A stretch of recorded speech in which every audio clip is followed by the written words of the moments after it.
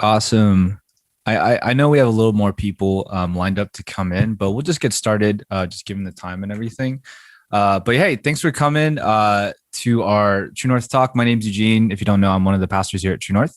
Um, we used to have these talks pre-pandemic, which seems like years ago, but we try to bring in just guest speakers outside of our, I guess, church leadership or staff to talk about an expertise that they had in, whether it be faith or our lives kind of intersecting.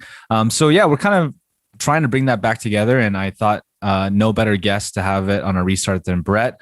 If you guys didn't know, Brett is the senior editor at the Gospel Coalition. He's also an elder at Southland Santa Ana, which is a new church plant, and also an author of several books that I've been really blessed by.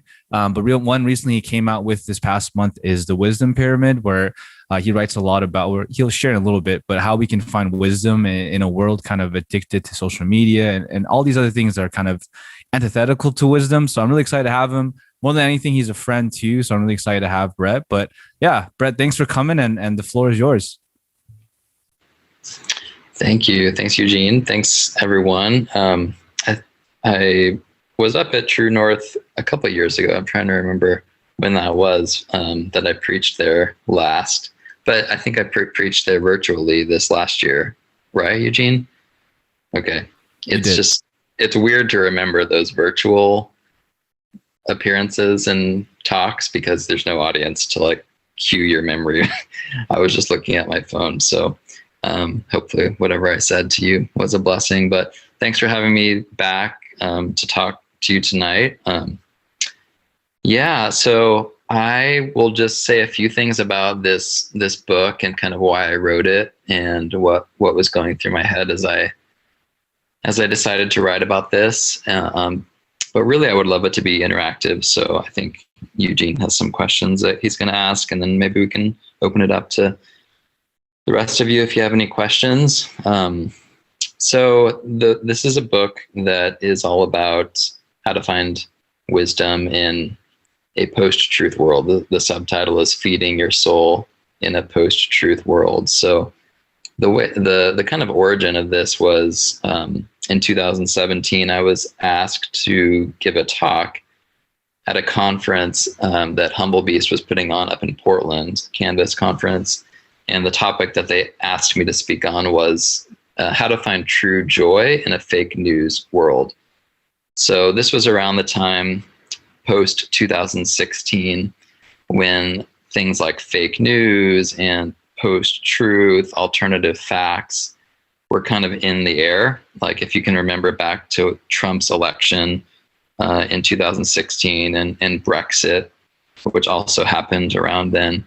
These were like earth-shattering moments in culture because it just went against everyone's common wisdom, and it upset all the predictions and the experts, and it basically just ushered in this new era of history where, it was kind of the post-truth era. No one could predict anything. No one could pinpoint reality. So that was kind of a pivotal year, 2016. Actually, I think Oxford Dictionaries decided that the word of the year that year was post-truth.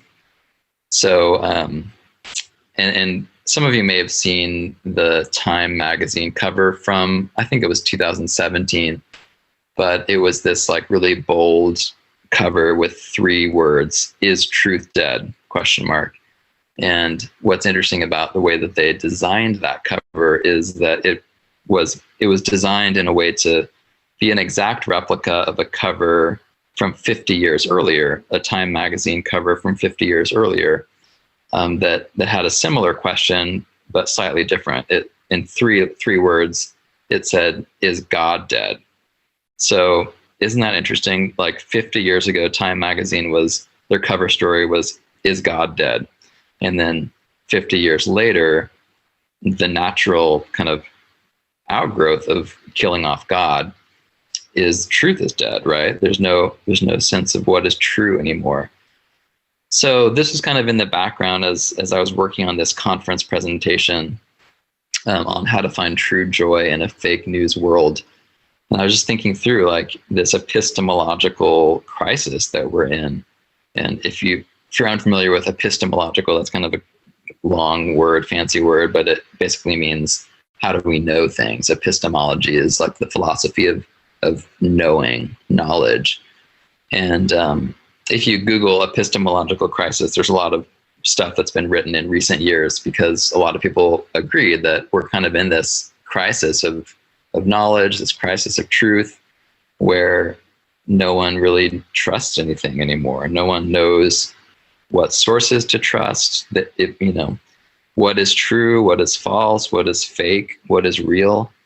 And I can talk a bit about the different dynamics that I think technology has done that has made this problem so much worse, but it's a problem that was kind of there even before technology. So the history of epistemology going back hundreds of years is this long kind of crumbling of foundations. So if you can go back to like the Enlightenment and then the Romantic period, and it was this gradual like turn inward. So instead of external sources of truth, philosophically and culturally in Western culture over the last couple hundred years, it's been this steady like move inward, so that the self has become the ultimate source and standard of truth. And the 60s kind of was maybe the high watermark of that idea, where the counterculture and the hippies just celebrated this idea of free love and just find your own path and find your own truth. But that's the world that we're living in today, right? It's the natural kind of end point of looking within yourself for truth and knowledge. Look like your truth, right? That's a phrase that we use. Like, what's your truth? Live your truth. Follow your heart. Do what feels right to you. No one should be able to tell you that that's invalid. So there's kind of philosophical ideas at play that have eroded our epistemology and our ability to trust anything and to know what is true.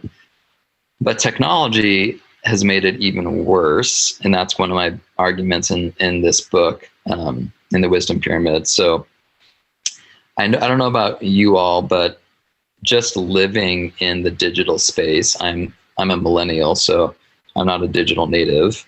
I remember life before the internet, but most of my adult life has been lived in the internet age, in the smartphone age. So, and I work in the digital space. My job at the Gospel Coalition requires me to be basically looking at a screen all day, every day, looking at social media all the time, as much as I wish I didn't have to. It's kind of my job. And so my experience in this world, working in it, living in it, has just made it abundantly clear to me that we're not becoming wiser as a society. We have more information at our fingertips than ever before, but we're not wiser. And in fact, I think we're becoming more and more foolish. And you can see that every day, right? Just look on your social media feed and see the crazy things people in your life are posting, the foolishness. And you will agree that like this is not a wise age that we live in. The first line of my book, in chapter 1, it says there's more and more information than ever in our world, but less and less wisdom. So that was kind of like the key paradox that I was thinking through as I was working initially on this conference talk. It's like, you would think in the digital age where we have access to more knowledge and more information than any human generation prior has had access to, you would think we would actually be wiser, but we're really not. And we're actually probably less wise than any generation before us. So we can talk about why that's the case, but for this conference presentation, my task was, well, then how do we find wisdom? How do we find joy in a world like this? So that's where I first came up with this concept of like taking the food pyramid and adapting it to our wisdom. So basically the idea that I had was the food pyramid, if you can remember that from your elementary school health class, It was a guide for how to eat well, how to have a diet that was conducive to physical health, by virtue of focusing on the right like food groups and minimizing the less healthy groups. So I think the base layer was like the bread group, and then it was like vegetables and fruits and meat, and then at the top was fats, oils, and sweets, kind of the dessert category, which, if I remember correctly, the guidance was used sparingly. So I took the food pyramid and decided, like, okay, what would this look like for our diet of information? If we're living in this information age where we're bombarded with way more information than we know what to do with, where there's voices calling out to us from every direction, there's just a mind-boggling amount of options for who we could be listening to, what we could be reading, all of that, then we need guidance like this. We need to think through, like, what are the sources that are going to comprise a healthy diet. So that's what I came up with this wisdom pyramid. And I won't go through each level of it. Maybe, Eugene, you can share an image of the pyramid in the chat or something at some point, if people haven't seen it. But essentially, like, I put the Bible at the base. So that's the most important category of knowledge if we're going to be wise. And hopefully, if we're Christians, we would all agree that's true, right? It's God's word. It's his direct revelation to us. Of course, it has to occupy that foundational level of our wisdom pyramid. And then I have the church at the second most important level. And we can talk about the reasons why I put the church as the second most. But to me, I'm a big advocate for the importance of the local church for many reasons. The community aspect, we can't be wise as individuals. Like, it's just really hard to grow on your own, to become wise on your own. We need the accountability and the kind of sharpening value of Christian community. So the church is like an invaluable source of wisdom for us. And then next up, I have nature. That's one that people often find surprising, that it occupies such an important place in the wisdom pyramid. But I could talk a lot about that, and I'm happy to talk about that if anyone has questions. But essentially, my thought there is nature is God's creation. So if we become wise in proximity to God by reading his word, by being among his people in the church, then we can also become wise by being in his creation, really in it, right? Attuned to it, paying attention to it, not disconnected from it, as we so often are in the digital age, where we can live our whole lives through screens and never go outside and never pay attention to the world God has made, which scripture says reveals things about him, right? Psalm 19, Romans 1. The Bible itself tells us we should look to nature as a source of revelation. So it's kind of like the general revelation idea. The Bible is special revelation. Nature, creation is general revelation. So then I have, so it goes Bible, church, nature, and then I think books is next. And what I'm getting at with books as a source of wisdom, it sort of seems obvious, right? If you want to become wise, probably a good thing to be a reader, to be reading, wise books. But it's not just about the content of books that makes us wise. It's also the way that reading something over a long period of time, it makes us think better. In a digital age where we're so distracted and our minds are just like frenetically going from one like 10-second thing here to a 30-second piece of content here. We're scrolling through articles. It's all junk food information, and our minds aren't really processing much as nutrition. But to read a book, to sit down and to read one person's perspective on one topic over a period of days, weeks, months, whatever, that trains our brains to think more critically and to really go deeper in reflecting on ideas. So that's why books are a helpful source of wisdom. And then I have beauty. So this is another one that people often ask me about. Like, what do you mean beauty as a source of wisdom? And this is one of my personal favorite categories in the wisdom pyramid. I could have written an entire book on beauty, and maybe one day I will. But the chapter in the book on beauty was like probably my favorite one to write, because I personally just have been affected. My spiritual journey and my faith has been really impacted by beauty. And what I'm saying about beauty in as a source of wisdom is that, wisdom is more than just the cerebral. It's more than just head knowledge. So we can't just think about becoming wise by gaining as much knowledge as we possibly can, like filling our brains with facts. Wisdom is also this full-bodied experience. It involves our emotions, it involves our loves, it involves worship. One of the things I say in the book is that wisdom ultimately is worship. It's to have our whole selves oriented around God. And beauty helps us do that. There's a reason why in the church, in Christian history, for 2,000 years, beauty has been present, right? We sing. We don't just speak orthodox truths. We sing it. We don't just get together and share like bullet points of facts about Jesus. We read poetic psalms. We recite poetic creeds. We do things like communion, which is a tactile, beautiful kind of cultural experience. So beauty, it has been infused in Christianity since the beginning. It's also everywhere in the Bible, which is important. The Bible isn't just this like textbook of 3,000 like facts that we need to know about God.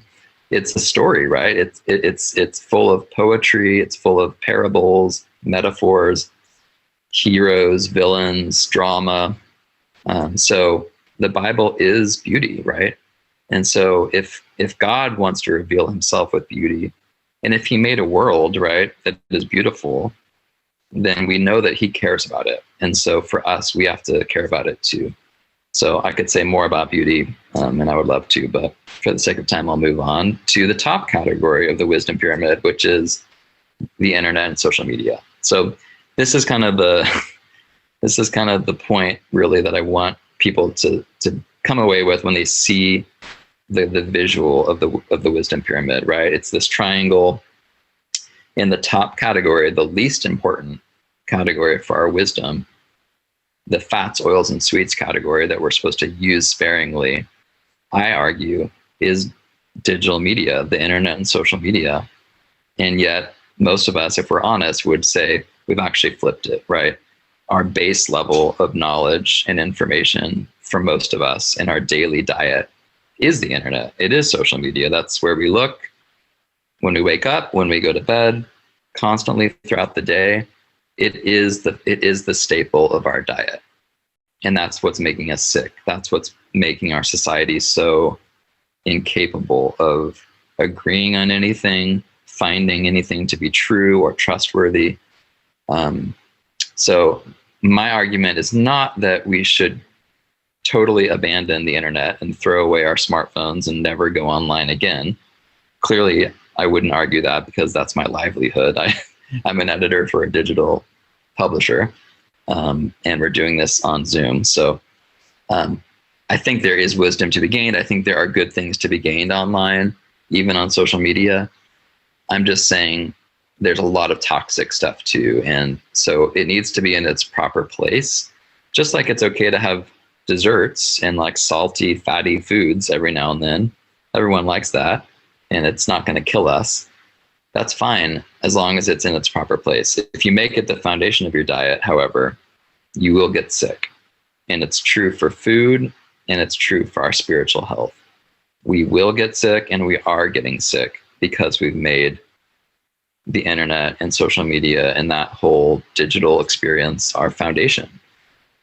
So that's kind of the big takeaway that I want to give people in this book. It's not a anti-technology screed. I'm not just like throwing technology under the bus completely. It's just, given that we live in this world where there's so many temptations and it's so easy to spend all day, every day on our devices and making that really the majority of how we get information and how we consume knowledge.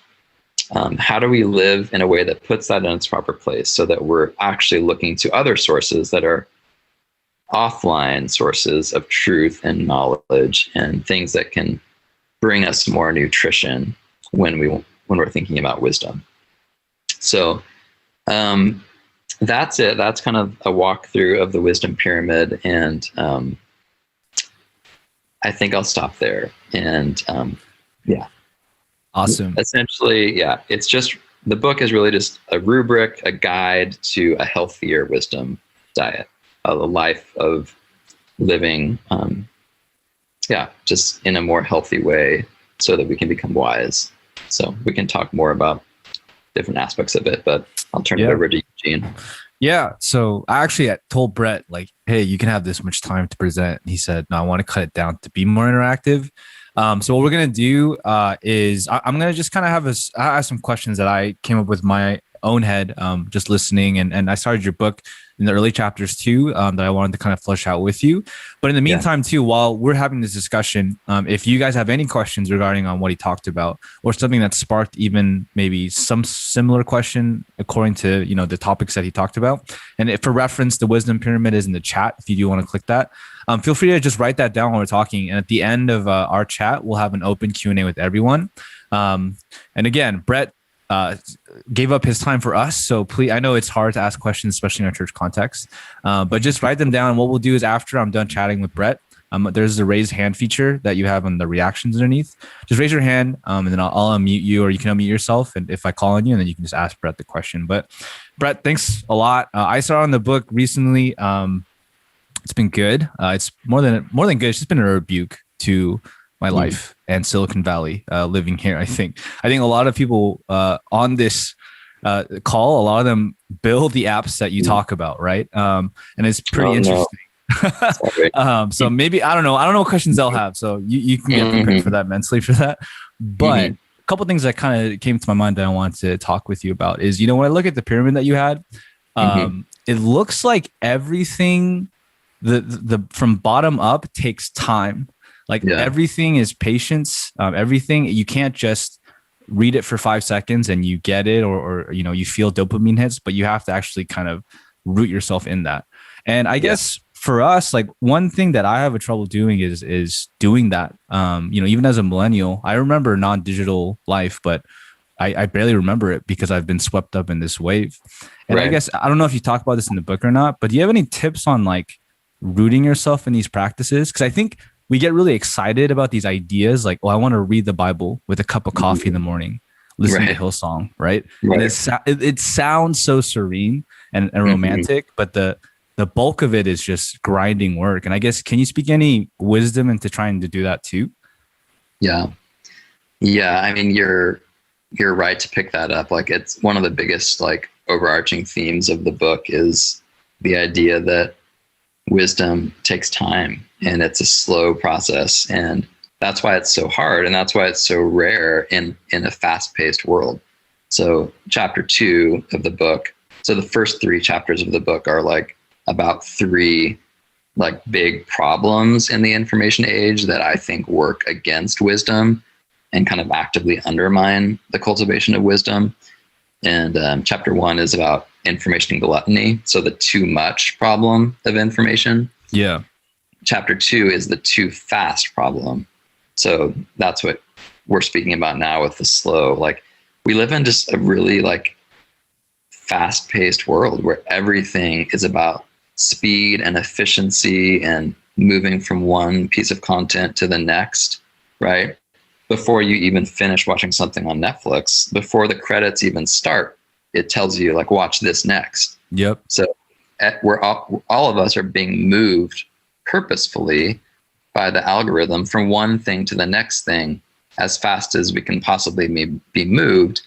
And we're gradually being conditioned to not only move too fast, but to eliminate every inch of nothingness in our lives, right? Like, everything is now filled with content. So I wrote about this this week at the Gospel Coalition, I had an article with the headline, "Don't fill every open space in your life with content." And I think that that's like one practical discipline that I would recommend, like to your question, Eugene, like what can we do to slow down? Like start there. Like if you can just fight against that temptation to fill every break in your day with scrolling on your phone. Yeah. Like that is a good first step. Like, because wisdom it just needs breathing room, right? We need space to think if we're going to be wise. We need space to not be mediated, to not be looking at some other piece of content, but to be reflecting on the content that we've already consumed, and to start making connections between different pieces of content. So I think one of the like most insidious dynamics in the information age is this conditioning to fill every last vestige of free space in our lives with content. And I struggle with this, like even being so aware of it, I still struggle with it. Like when I'm driving, when I'm like just driving somewhere and I'm at a stoplight, I don't know if you all experience this too, but my impulse is to pull out my phone, and literally in the 10 seconds I have at a red light, there's something I could do on social media. There's some mention I could read. There's some notification. And that's crazy. Like if you stop to think about it, that's disturbing that we're like so conditioned to fill every spare moment with, we don't even know what we're going to do. We just instinctively grab for our phone to do something. We don't have a reason. We need to do something on our phone. Sure. The same is true like when you're at a like coffee shop and you're in that like 30-second waiting time. Instead of talking to the barista or just being alone with your thoughts, you pick up your phone and you do like 30 seconds of scrolling. And that is going to be the death of our wisdom. If we can't fight that temptation and start to like cultivate open space again in our lives where we can think and have rest in our brains and in our souls, we're doomed if we can't do that. So I think that that's the first step that I would recommend, is just fight that temptation and like do whatever you have to do. Like put your phone in the backseat of your car when you drive, or I don't know, like just do whatever you have to do to allow your soul to have unmediated space. That gave me anxiety, just the thought of having my phone in the backseat, which probably speaks to a lot of right. I know our mental space. It's easier said than done, huh? Yeah, it really is. No, but I really like that. I think we don't know how to sit still, which is I think the summary of what you're saying. Like it's really easy to scroll, which I think is really good. And I think you talk a lot about in the book, so I don't want to press too much, because again, for everyone listening, if you can, I would really recommend getting this book on Amazon. Maybe a physical copy you would recommend, and not even Kindle, because. But anyways, you speak on that. And I think I really want to kind of talk about the middle blocks, the church tradition and nature and beauty. I think it's really interesting what you put. And I have really specific questions. I think one question I've always had as a pastor even is the idea of singing in church and what that does to us. Because I get to give context. Like I remember I brought my friend that wasn't a Christian when I was in high school. And he was like, dude, everything was cool until you turned off all the lights and that slow R&B song came on. And I was just like, this is just really weird.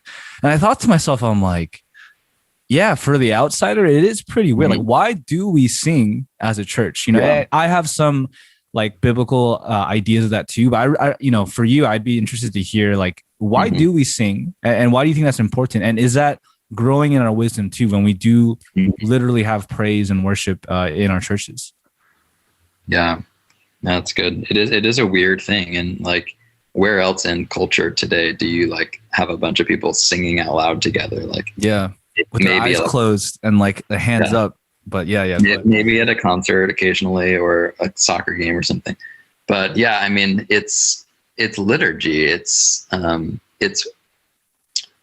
what forms us, right? So the liturgies of the church throughout church history have been about formation more than anything. And,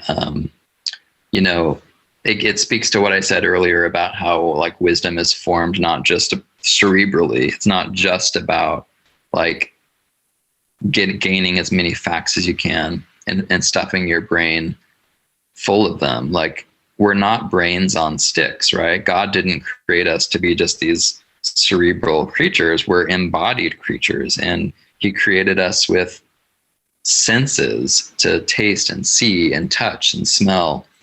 He created us with bodies, right? With voices to sing. Like, so the liturgies, the worship of churches, the embodied kind of rituals are so important because it involves our whole self in Christian formation. So when we sing, it's taking the truth of who God is and the scripture and all of that, and it's sinking in a different way than it would just kind of processing it cerebrally, right? So there's something about the arts and beauty and singing and the tactile nature of doing that in community, in embodied community, with your hands raised or with, smelly people standing next to you who you would never be near in any other context. And I talk about this in my book, Uncomfortable. Like, I'm just a huge fan of like the awkward messiness of worship. Like, I don't care if it's a silly song and it's not my favorite genre, and there's a guy behind me like yelling. There's a guy in my church who screams the songs. Every song, he screams it out. I think he's got some mental issues, but anyway, I love it. It's weird, but I love it because this is just what the church does, and we're not ashamed of it being weird or awkward. We know how important it is to have our bodies involved in worship. So that's what I would say about the singing part. And one thing I mentioned in the church chapter of the Wisdom Pyramid is that one of the reasons why it's so helpful for our wisdom in today's day and age is that it's a God-centered activity in a me-centered age. So we live in the age of the iPhone where everything is oriented around me, right? I get to opt in and opt out of whatever app I want, whatever feed I want. Everything revolves around me. And so to go to a church and to suddenly have this whole experience that is decidedly not about me, it's about God. Yeah. And everything in the church speaks to that. This is about worshiping God, and everyone who's there is part of this communal activity of putting the spotlight on God. And it's not like we're invisible. We matter. Like, each of us brings something to the table, but we're not the star of the show. God is the star of the show. And that's why it's so important in this narcissistic kind of social media age that we live in. Yeah, no, I think that's really good, especially as a pastor. So I think that's a good encouragement to our church. Moving into the beauty section, I actually have some questions on that. It's one of the most hyped chapters on Twitter that I've seen from a book, Brett. So I'm really excited to get to that chapter. And I don't know if you touch on this or not, so forgive me if you do. But one question I want to ask is, specifically in the beauty section, is the idea of our modes of beauty, of what we watch. And I asked that because I think, when Martin Scorsese wrote that piece in the New York Times, how he said Marvel, they're not movies, they're just roller coaster rides. I think, or like he said, it's amusement park.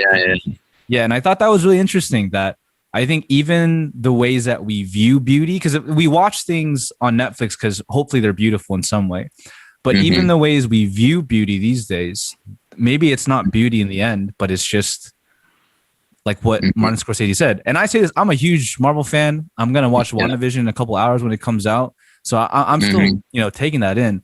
But I know you, you're not just a book or like an armchair movie critic. You're educated in this. And I guess specifically on like entertainment, like what the things we watch, TV shows and all that. Like, can you speak on that, on how maybe we've lost even seeing beauty in those areas and we've changed it into just mindless content that never ends? Yeah, that's good. Yeah, one of the things I think I mentioned in the chapter on beauty is the way that the huge array of like arts content, like movies, TV shows, even music with like the music streaming sites. There's so much of it at our disposal. It's almost like too much, right? It's the problem of excess, and so there's a real temptation to start to view all of it as more of a commodity, more as this disposable kind of experience of distraction or like brief kind of pleasure that just really goes in one ear and out the other, right? And we're churning through it so fast that it doesn't really ever give us nutrition, right? So that's one of the big themes that I talk about with wisdom. It's, you know, it's the difference between fast food and slow food, right? Like fast food that you just stuff your face with is rarely going to make you healthy. Junk food, just kind of snacking throughout the day, is not going to make you healthy. But like savoring like a really good long meal, multi-course meal with friends, like that's what food is meant to be. That's where it's going to be healthy. And I think the same is true with how we approach beauty and the arts. Is if we consume it in this like hectic, fast-paced, solo, just kind of binging on it way, we're not going to like really gain much wisdom from it. But if we slow down and actually like go deep in something and really give ourselves to it, so we're not just a consumer, but we're receiving it as like an appreciator, I think that's where the value can really be had. So again, it comes back to the pace, right? So much of what we're talking about comes back to, do we have the discipline to slow down a little bit? And I'm the first to admit that that's really hard when there's so much good stuff out there. Sure. So in my job, I have to kind of watch a ton of stuff. I'm always watching movies. I'm always kind of looking out for like, what are the good shows on right now that I need to be aware of? And so I'm always tempted to just churn through stuff faster than I should, because I just need to check it off of my like to watch list. Yeah. And yet it's just never that satisfying if that's how you approach it. Yeah. So even we were talking before this started about the movie Judas and the Black Messiah. Like I watched that on my laptop, which I don't love to do, and I try not to watch movies on my laptop. And but I was doing a few other things while I was watching it, and I hate that. Like I hate that that's the constant temptation in the digital age, when so much of our experiences of beauty are on our phone or on our laptop, and you can't help but constantly be toggling to other tabs that are open on your Chrome browser or opening your phone while you're watching something. Yeah. So yeah, I think that the key to really gaining nutritious kind of value from the arts is to focus, to slow down, and to really like give your attention to it. Because that's what good art does. It focuses our attention on something and cultivates within us a contemplation that we rarely have in life, the ability to think deeply and to experience something in a more rich kind of savoring way.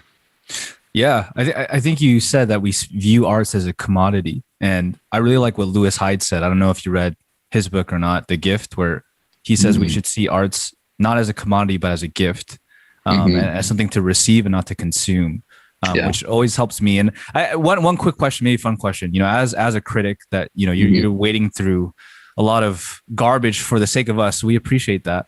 What are like your top 3 pieces of art, you know, whether it be music, TV, or movies, and, you know, in this season of life that you've like watched that you would maybe recommend, that's not just mindless content, but something that we can sit deeply in and think about? Yeah. Well, I mean, Minari, the movie that you reviewed for the Gospel Coalition that came out last week, or I guess it's sort of out. It's hard to find, but that would be one. I love that movie. Nomadland, which I have a review of that movie coming out tomorrow at the Gospel Coalition's website. That was my number one movie of 2020. A really like beautiful, contemplative, slow paced character portrait of this woman that Frances McDormand plays. And in music, the new Young Oceans album I've really been enjoying. It's kind of like a Brian Eno-esque minimalist worship experience. I don't know how to describe it, but check it out. So those are a couple things. Yeah. Awesome. Thanks. With that, one last question from me, and then after I ask it, again, everyone here, if you have a question, just feel free to raise your hand on the reaction, or just unmute yourself too if you feel brave, and I can call on you. But one last question is, I think politics, and I'm sure you're going to talk about this in your book as I'm tracking through it sooner or later, but I think it's interesting. These days, politics are finally cool, which it never has been until now. I mean, I think there's been pockets of it every election, but I think nowadays to be politically informed is now the hip thing to do. And I think with that is a rush of a lack of wisdom in that. And I guess for us, I'm not saying either side but I think in the Bay Area, especially, it's a very progressive area. And I'm not saying that Christianity should be tied with right-wing politics, but I think given that, and I guess anywhere you live, there's always a leaning politically. Do you have any quick just tips on being wise in politics? Because I do think that's something that people, especially Christians these days, internally struggle with in their own soul and minds. Yeah, I mean, I think some of the things I suggest in the book that applies to a lot of stuff, but maybe politics particularly, is just not trying your best not to be in an echo chamber, which is so easy to do in the digital age, where the algorithms and everything is just oriented around you, right? So that's one of the big problems that we're facing, is the kind of me-centered orientation of social technology allows for people to curate their own reality. And that is a big problem for truth, because once everyone starts curating their own reality, where they're living in these totally different bubbles from one another, suddenly you really do have people convinced that something is true in one bubble, and another bubble can't even imagine how anyone would believe that. Yeah. So we're seeing this in politics. We're seeing this in, COVID-19. There's huge swaths of people who, because of their echo chambers and because of the facts that they have and the studies that they've read and the experts that they listen to, COVID isn't real. It's a hoax. It's not something to be concerned with. But then you have other people who, in their bubbles, it's the scariest thing ever. We have to be huddled down in our bunker, for the next 2 years. So, and everything in between, right? So this is the problem of echo chambers. So how do we solve this problem? Well, just be intentional about listening to voices you disagree with. Fill your feeds with some experts, some journalists who are coming from things from a different perspective than maybe you lean. Yeah. And find the best representatives you can of the other side.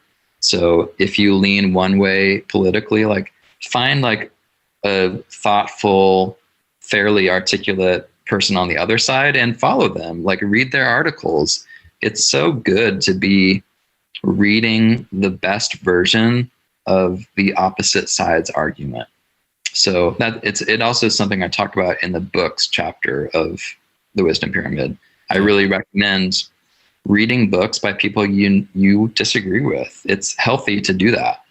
So maybe don't do that for every book you read. That would probably kill you off. But angry reading. But every so often, pick up a book that you are pretty sure is going to be hard for you to read, because you're going to disagree with a lot of it. And one of the things I recommend when you read a book that you know is going to make you mad, it's okay to be mad. And to I've done this recently where I've read a book and I've literally marked on every page, like, this is absurd, like, no, like, just like big NO, like I will write in the margin. But I also like challenge myself, like when I finish the book, like what are like a few things that were actually true in this book? Like what are some things that I actually learned?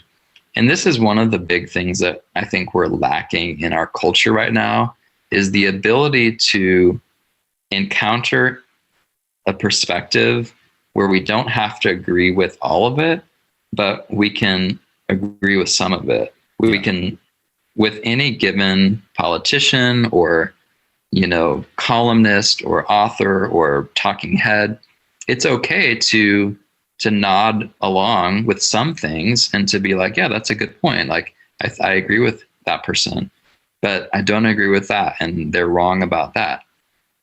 The fact that we have a hard time doing that is really disturbing. The fact that with any given politician, you don't find a lot of people who are willing to say, like, I voted for this person. I like 60% of their policies, but I really don't like the other 40%, and they're wrong about that. Yeah. So if Christians especially were willing to do that with our politics, like whoever you voted for, Biden or Trump, I don't know, like it's fine. But what I would want you to do is to be able to say, look, I support them on this because my faith aligns with that, but they're wrong about this, and I can't get on board with that.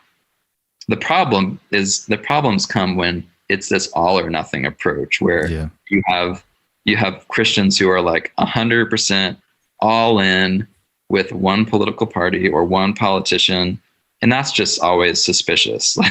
That just doesn't ring true. So, and it's on both sides. So we have to have this nuanced approach to reality, right? Truth and reality are too important to be kind of commandeered by partisan agendas. Yeah. So we need to rise above these categories of politics and partisanship and fight for truth. And truth transcends all of those categories. Awesome. I think you put it really well. I can say that Brett is an author, and the book he wrote is one that you won't read angry. So I really do highly recommend, if you can, to get it, especially for our church. So yeah, I think with that, I just want to open it up to just open Q&A. If you have a question, feel free to just kind of raise your hand. If you can't do it, just press unmute too, and you can go ahead. But yeah, feel free to raise your hand now or unmute yourself. Yeah, Becca, go ahead. Feel free to unmute yourself. So I had a question. So, with social media and as millennials, I think for us, like you were saying earlier, like we didn't grow up with technology. We knew what life was like before, and we compare it and we're like, oh, life was so much simpler and all that stuff. And now that we have it, we are becoming a little more comfortable with it because it's fast, it's easy access. We have abundance of knowledge and all that stuff. But also like with social media and also talking about politics altogether, what is your idea about church integrating into all of that? Because I think where I struggle as a Christian is the more technologically advanced the world becomes, every aspect of our lives is integrating social media into our lives. It's kind of bringing it back in, no matter how much we're trying to push it out. And I know that it comes with discipline, where we need to, just like when we read the Bible and when we choose to go to church and all that stuff, it's like, where do we draw that fine line? And what are we supposed to be consuming? Should we only be watching like the YouTubers or still following social media, influencers who are Christian and who do voice their beliefs, in a positive way, rather than filling ourselves with this content that does nothing for us? And how is the church, do you think it's right for the church to, I guess, talk about the overarching things that we struggle with through social media and politics without really diving into it? Mm-hmm. Yeah. Wow. Okay. There's a lot there. So let me try to. Sorry. Yeah.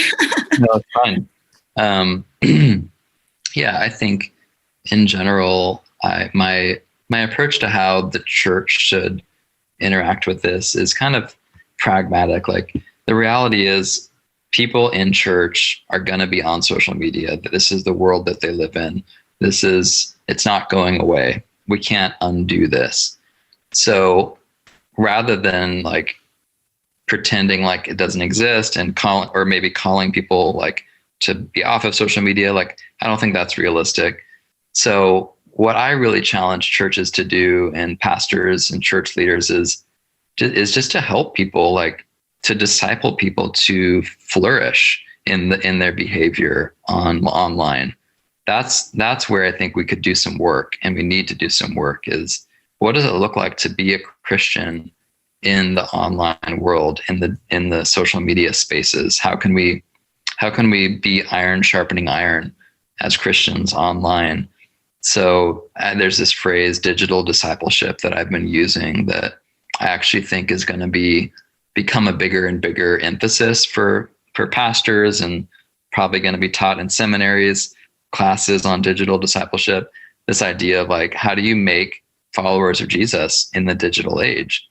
What kind of behavior, what kind of habits do we need to have?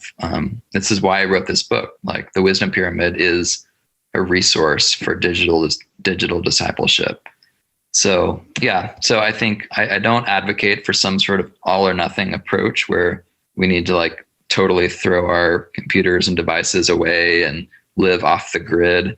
I think that there are ways to live well online and even on social media, but it's just all about moderation. It's all about putting it in its proper place, making sure it's never an idol. It's never consuming too much of your heart and mind, and just being aware of your behavior and what are you sharing? What are your tendencies on social media?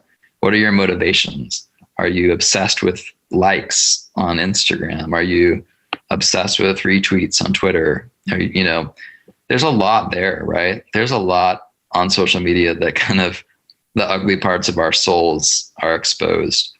And so I think in the church, there's a lot of spiritual formation that can be done through good discussions of all of this.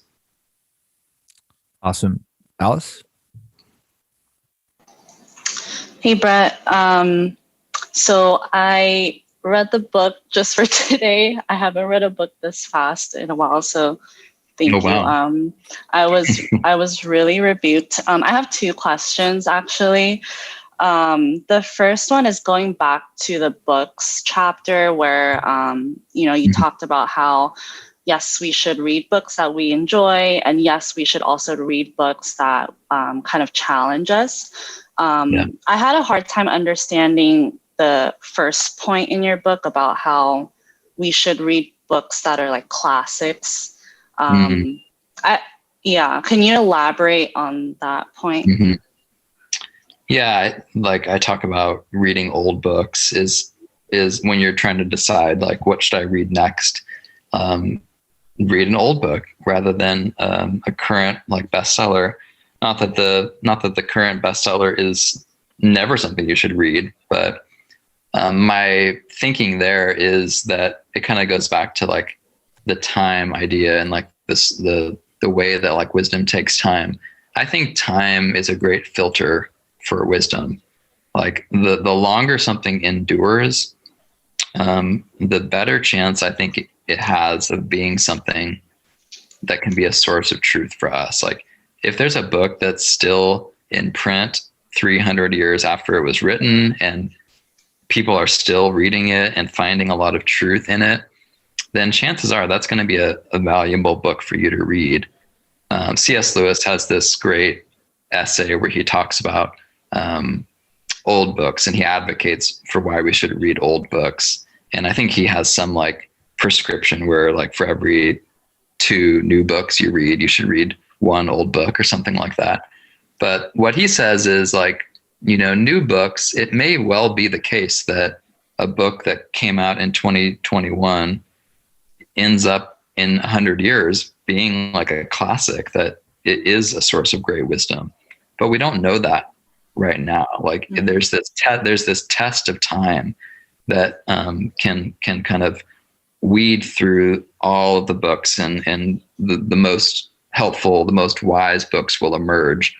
So, but the old books, the classics, have already passed that test of time. So you can rest assured that there's going to be something of value there. So that's kind of what I'm getting at with the read old books. I don't think that should be your total diet of reading, but I personally find a lot of rich material in reading old books, and it could be old is a relative term. It could be something from 50 years ago, or even 30 years ago is old these days. But challenge yourself to not only read like what's currently on the bestseller list. Mm-hmm. Okay, thank you. And I have one more question. In your nature chapter, you talk about nature, but then I noticed that one of the discussion questions at the end, you had a question about science. And I'm in the science field, and I used to get a lot of questions of people questioning the work that I do, and how is it biblical? How does it glorify God? And I had a moment too where I really questioned if what I was doing was truly glorifying God. And so I wanted to hear what your take was on how, I forget what the question was exactly, but science and faith. I love that question. And this is a great opportunity for me to talk a bit about the nature chapter. So I think science is such a God glorifying pursuit because as Christians, science is the study of nature, right? It's the study of the natural world, including human bodies, right? Which is part of the natural world. As Christians, we call the natural world creation. We believe that this is God's handiwork. This is his artwork. He's the great artisan, right? Who crafted all of this. This is his masterpiece. The rainforest, the oceans, the climate, the weather, human bodies, biology, chemistry. These are all aspects of his creation. And so if you're a scientist, you are someone who's putting God's creation under the microscope. You're studying it. You're really getting to know it and to kind of plumb the depths of the mysteries of it. So how could that not be a worshipful activity? That's why I think it's really sad that science and faith have kind of come to this oppositional place in our culture where there's not often, you don't often think the two of them go together.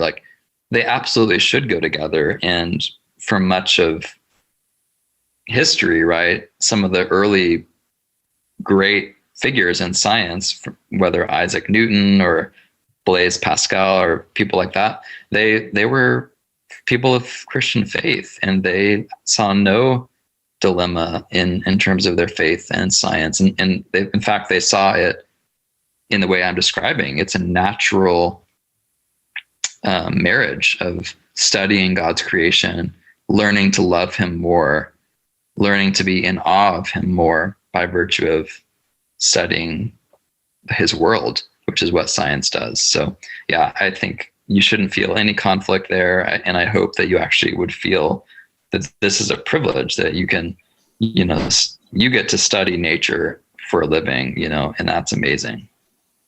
Thank you. Awesome. Jimin? Hello. So I think a couple months ago, Eugene had this faith and politics seminar, which I found really, really rebuking as well. And I learned a lot. And I'm trying to really learn what it means in my life to not go with that all-in approach that you were talking about, Brad. But, kind of just looking at it more individually. And the struggle that I have is that whether it's political issues or you're saying COVID or different truths around us that are happening around our world right now, when there are clear differences in opinions, if those issues don't affect my day-to-day, it's much easier for me to just kind of cope, we'll just live parallel lives, believing different truths. But I'm having a hard time when as I navigate like truth and being loving and respectful of others, a clear example is, for example, COVID. What do I do when there are family or parents around me who don't think it's so bad and like literally don't want to take the vaccine, right? And like it seems like such a not a big deal, but I'm really struggling because this is something that I don't know how to navigate this not truthful thing that they believe in while also being respectful and loving and accepting. But when it comes to health and science, I can't I don't know how to navigate that. I found like other issues I can navigate and we could agree to disagree and we could still coexist. But this is like when my breathing could bring the virus onto someone else. Like I really have a hard time. So how do you advise that we navigate when we face that like conflict of truth and loving and respecting others? Yeah, that's a great question and a really hard dilemma that I think a lot of people are facing right now. It's hard to do relationship when we live in this alternative facts world where everyone kind of has their own reality and everyone has their own set of facts that they bring to the table by virtue of the digital age, where you can Google whatever your narrative is that you want to believe, and you can find, plenty of sources and experts and studies that back you up. So, yeah, but I think that as hard as it is, it's an invitation to actually just hash out the facts together and to really endeavor together to find the truth. Both of you can't be right. It's either like a real disease that has deadly potential or it's not. And so I think that these impasses that we find ourselves in, really, like for Christians especially, we are called to be advocates of the truth. If we aren't fighting for truth, who is?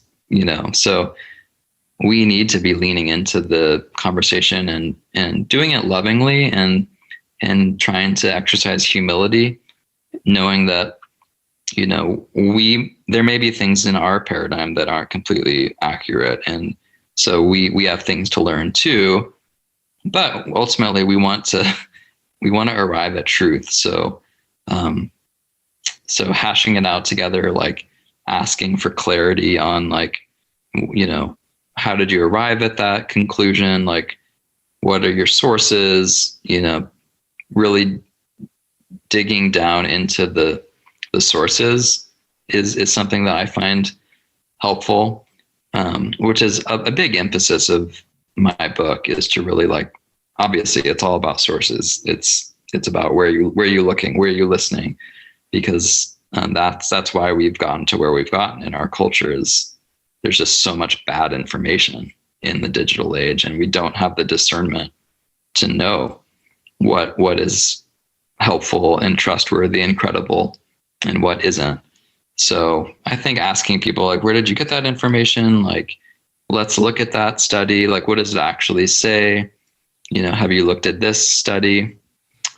Yeah, I mean, I don't know what else to say beyond just lean into it, lean into the challenge, because truth is too important to just kind of live and let live.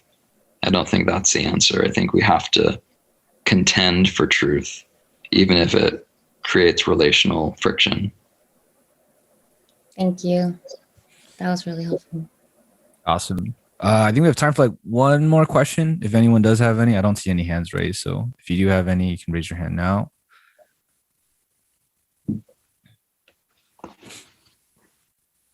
These are great questions. Thank you. Cool. Our last question will be from Cynthia. So Cynthia, feel free to unmute yourself and ask away.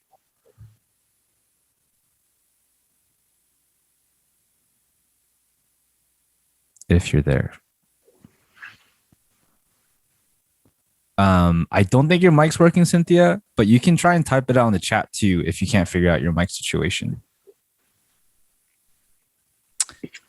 But in the meantime, if Cynthia is trying to fix her mic, or yeah, you can go ahead and put it in the chat, Cynthia. Feel free to do that.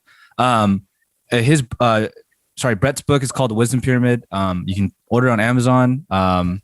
If you can, please order the physical version, as Brett has been talking about. No shame if you prefer Kindle, and it is going to be on Audible soon. So if you like audiobooks, it'll be available there soon. Is it narrated by yourself? Awesome. Awesome. Yeah. Cool. So yeah, you do that. I recorded it all in one day. My voice was like dead by the end of the day. Yeah, it was fun. Yeah. To be honest, I ordered on Kindle, so I shouldn't say anything. But well, there you go. Practice what you. Exactly. But yeah, Cynthia's gonna write the last question, and yeah, I guess Brett, is there anything else you'd want to let our church know in terms of the book, or anything else coming forward? Yeah, I mean, a couple of you have said things like you felt convicted, or something to that effect, and I definitely don't want the book to be like a guilt trip. Like I wrote the book for myself, like more than anything. Like I struggle with this stuff too, and I think all of us do, living in this digital world. So it's not meant to be like, if you're not already living this way with this like wisdom pyramid type diet, like you need to feel terrible. I think what it's really just meant to be is an acknowledgement that like we're kind of on a bad path, like towards sickness. And if we don't course correct in terms of our intakes and what is coming into our hearts and minds, then we're going to lose our grip on wisdom. And that's not good, right? For Christians, especially, like we need to be cultivating wisdom, because again, if Christians aren't the wise people in the world, if we're not carrying the torch of wisdom from generation to generation, then who is? So I think it's kind of an urgent task for the church, for Christians, to recover wisdom in an age of foolishness. So this book is really just one suggestion for how we can do that, by paying more attention to the sources of knowledge, the things that we're filling our lives with, our minds with. So awesome. Yeah, so don't read it and feel guilty. Like we're all on the same boat here. So, but I do hope you read it and go out in nature a bit more, and make time for beauty and stillness and silence in your lives, and prioritize church a little bit more, prioritize time in scripture. Like I don't have some people have assumed that the food pyramid parallel means that like I'm advocating like, okay, so you need 5 servings of the Bible each day, and you need 3 servings of church and 2 servings of beauty, and so on and so forth. It's not that prescriptive. I'm not like getting that granular with like exactly how you need to portion these things out. It's more of a broad kind of framework for things that should occupy more of your heart space and things that should occupy less. Awesome. I think she did type, and this will be the last question for us, Brett. Okay. She wrote out, going back to your last answer and the last question, I would love to have a deeper conversation, I guess, with the other side, but it's often very difficult, as I sometimes don't feel the willingness for an open conversation coming from the other side. When talking about sources, for example, I think she meant immediately shouting of certain sources that can happen. How do you best cope with that? Wow, man, that's hard. I mean, there's only so much you can do with some people, honestly. So fight your battles, like choose your battles wisely. There's some people who can be reasoned with and are open to conversation, and some people are just sadly so deluded and so convinced in their own ways that nothing you say or no challenge you bring is going to change it. So I think for some people, you just kind of have to, find a peace and, try to push and try to like ask questions that at least make them think, but, and it's different if it's a loved one, like, if it's someone like that's really close to you, I would never say like, just give up on them. Like, you can't. Like, you need to, like, out of love for them, you need to keep trying. But if it's like an acquaintance who you like occasionally like have interchanges with on Facebook comments, and like they're just never gonna change, probably just let it go and don't bother yourself. Don't use up any more of your emotional energy worrying about how crazy they've become on social media. So focus on the few people in your life who you really do care for their soul and the way that they're being shaped by whatever echo chamber they're in. So all of us have people in that place, right? Like friends, family members who we've seen like over the last few years or whatever, just kind of be taken by some radical, crazy, whether a conspiracy theory or just a hardcore political cause. So that's where we need to like try to reason with them and find ways to peacefully and civilly engage out of love, and not out of wanting to be right or wanting to win a fight, but just trying to get to truth. Like, that's what we want to do. We want to get to the bottom of these debates and find out like what is actually true here. That's what we as Christians, we have to be about that business. Awesome. With that, thanks, Brett, for coming on. I know it went a little longer than I thought it would, but I think we're really blessed by the Q&A portion especially. So thanks, Brett. And again, just a reminder, his book is available on Amazon. It's called The Wisdom Pyramid. It'll be the first one that pops up. So I really highly recommend everyone to order that. But with that, yeah, thanks, Brett, for coming on. Thank you guys so much. It was so fun. And I'm going to go to bed because I've done a lot of interviews this week. So my voice is hoarse and I need some sleep and rest for my brain. And that's what wisdom requires, right? Rest. Yes, indeed. Well, everyone should go. Okay. Thanks for giving some time. And thanks for everyone coming out. Thank you. Have a good night.